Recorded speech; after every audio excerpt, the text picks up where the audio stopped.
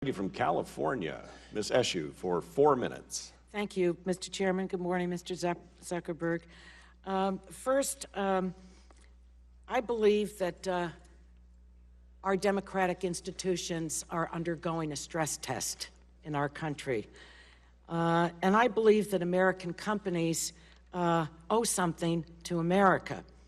I think the damage done to our democracy relative to Facebook and its platform being weaponized are incalculable. Enabling the cynical manipulation of American citizens for the purpose of influencing an election is deeply offensive, and it's very dangerous. Putting our private information on offer without concern for possible misuses, I think, is simply irresponsible. I invited my constituents going into the weekend to participate in this hearing today by submitting what they want to ask you. And so my questions are theirs. And Mr. Chairman, I'd like unanimous consent to place all of their questions in the record. Without objection. So these are a series of just yes/no questions. Do you think you have a moral responsibility to run a platform that protects our democracy? Yes or no? Congresswoman, yes. Have users of Facebook who were caught up in the Cambridge Analytica debacle been notified? Yes, we are starting to notify people this week. We started Monday, I believe. Will Facebook offer to all of its users a blanket opt-in to share their privacy data with any third-party users?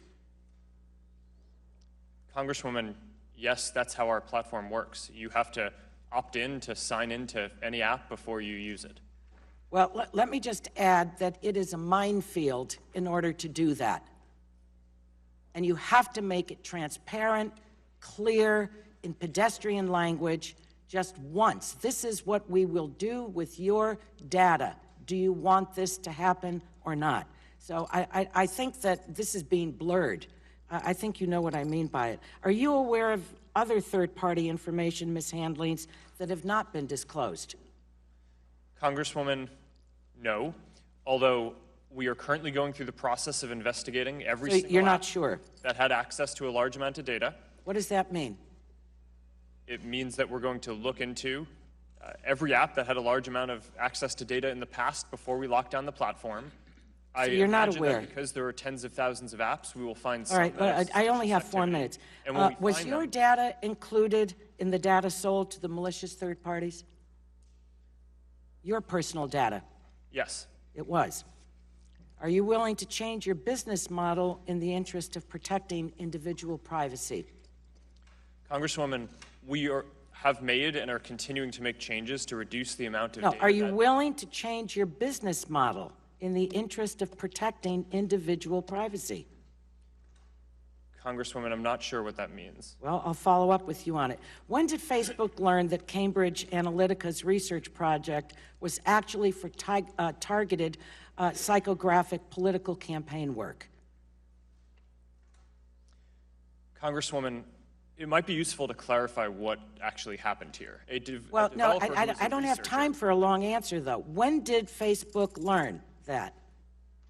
And when you learned it, did you contact their CEO immediately? And if not, why not?